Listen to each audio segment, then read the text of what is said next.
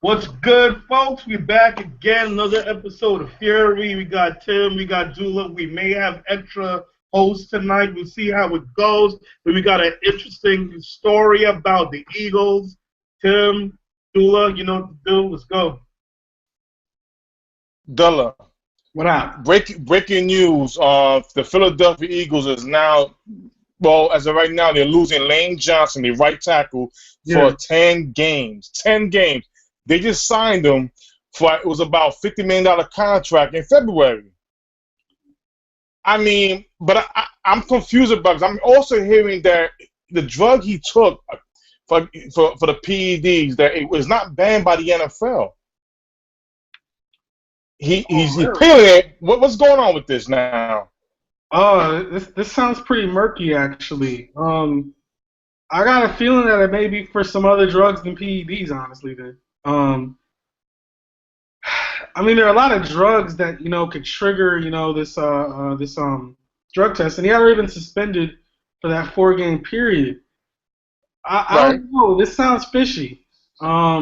This may not stick in the end. This may be something that he's able to get out of. I know one thing. If he doesn't, he just blew $35 million. right, right, Because yeah, if you're not aware out there in Watcherland, if this holds up, then a part of his contract said, I believe, to give them protection from this happening again, that if right. there is a suspension for PEDs, he loses all that guaranteed money. 35 mil is a lot to lose, so I would appeal it too. Ye- Um, Yes, it is. Yes, it is. Especially if I have anything out there saying that the drug I took wasn't really banned on this list. I don't know. Maybe in him taking that drug there was something else in it. I just don't. I don't get these PED suspensions. In just the modern technology of the NFL, I don't understand it. And I don't understand it because it's not as if these guys are going at this alone. They have training staffs, nutritionists, agents. They have all these people that want to see them make the money because they stand to benefit from it, obviously. That Right, everyone is checked, like, hey, you might not want to put that in your body because of blank, blank, blank, blank, blank. right, right. As far as the impact on the team, I know he's the right tackle, but you could argue that that's their best offensive lineman. He's getting paid such. I Um, totally, I totally agree because now let's just say I know earlier you say it might not stick. There's a lot of things going on, but let's just say it does stick. The 10 game ban. Now we both agree that he is the best offensive lineman on the team, being that he was the number 4th overall pick in 2013 draft. We know Jason Peters is we can say a Hall of Fame offensive lineman, but he's not getting any younger. We right. know Lane Johnson soon will have to go on that left side once Peters retire, and the Eagles have to draft somebody. But let's just say right now he's suspended. His backup, his backup right now is Kelly Dennis. Oh, excuse me, Dennis Kelly. Mm. I've seen nothing on this man. There's no experience. There's nothing. Now, if we go to the other side of the line, Matt Tobin. I seen nothing on this guy. No pass, no nothing, no experience. So we go to Kelsey. Kelsey only plays center, can play guard. Um, Brandon Brooks was brought in from the Texans to play only guard. So that right side is a hole. And God forbid, just God forbid, if Peters was to go down. Now you're going to have 10 games from Johnson. Peters goes down. He did go out the other day in practice. I believe it was a quad injury. I'm not too sure. It was somewhere during at the leg. So Yeah. he was out. So just imagine how bad that is, especially when you have a quarterback like Matt Bradford. If you even breathe on him, he'll fall apart. That's some bad news. You got Sam Bradford, you got Chase Daniel. You figure Carson Wentz isn't going to see the field this season, and that's totally fine. But no, I'm sure Sam Bradford is pretty irritated right now. Again, you're losing your best offensive lineman for 10 games potentially, and it's on a team that if you look at people, all the prognosticators, they don't have a lot of faith in. Um, Right. at best, they're talking this is a 6-win team. That's them being healthy. I don't think so, but I could see why you would say 6 wins. But missing your right tackle now, that hurts your running game. That hurts everything. Yeah, and then it's not like we know Doug Peterson is coming. We all know his reputation with the Chiefs is, and he's done a good job over there. But you don't have a Jamal Charles over there. You don't have a Kelsey over there.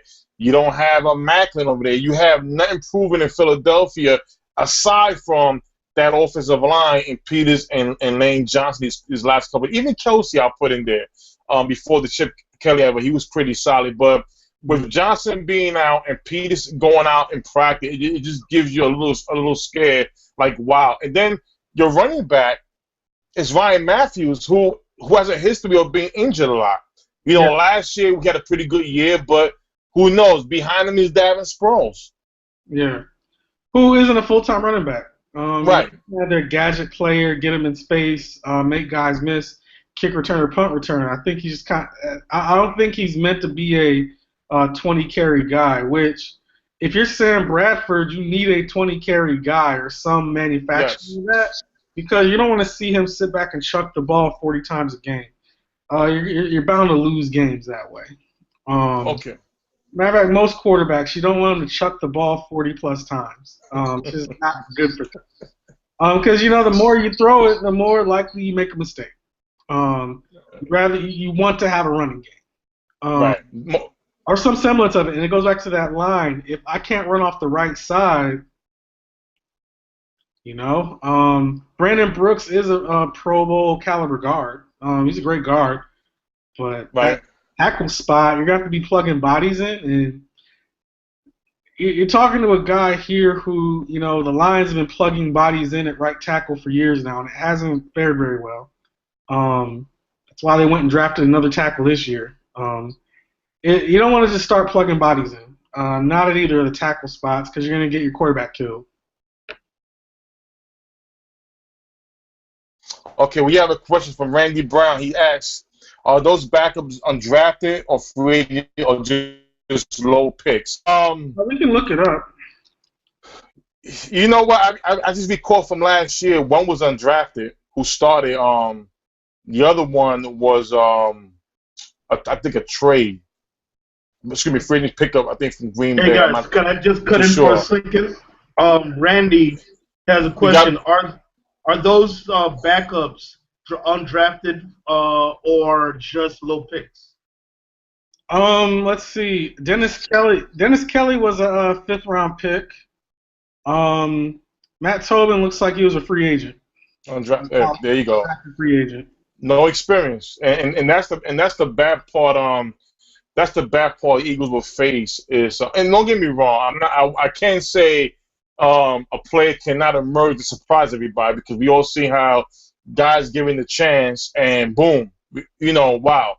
So, but as we know right now, if Lane is out and let's just say something happens to Peters, my God, the $30 million that was thrown to that quarterback position is gonna be definitely be used this season. Sean, we got a little bit more time on this quarter. I mean, we have like 1 more minute. What's the last thoughts? Yeah. I just want to ask you. I want to ask you, Della. How do you feel about the Joey Bosa situation? I know they said they had until August not to trade. It's hilarious to me. It's hilarious to me. Joey Bosa is not endearing himself to his new team very well. Which, for a rookie that got picked number 3 overall, this is supposed to be your building block, your big shot, on defense. Right. And listen, it's a big jump going from Ohio State in the Big Ten to the NFL. I'm not worried about the guy physically. I'm worried about the mental part of the game of him picking up. He's playing a different position now. He's playing 5 technique in that 3-4, where before he was a 7-9 tech in a 4-3 defense. Right. It's a whole different position, new terminology, new nomenclature. I'm sure he has a playbook, but you got to get on the field. And it's one thing to sit there and watch tape, but you got to get on the field. And Right. he's not helping himself out arguing. Oh, I don't know. I don't know who has the bigger problem: the Chargers for not dropping this language, or Joey Bosa for thinking, all right, let me get my money now, or let me at least have a guarantee of getting. I don't know who is the bigger tool in this case. Well, you know what? But I'm gonna give the edge to the Chargers being right only because Joey Bosa's family and his mother got involved, saying, "I wish he could do what Eli Manning did," which is the wrong message. It's telling your son the message right now is work something out where you can go ahead and start practicing and start playing with your teammate, because this is a lot of valuable time being missed. Preseason starts Thursday. If he was to sign tomorrow, we all know he might not get played the first preseason week, which is bad. And just like you put it, his position on that field is not something that you could just plug somebody in and play that 5 technique. On that note, we're going to catch you guys in the next down. We'll be right back. All right, no doubt.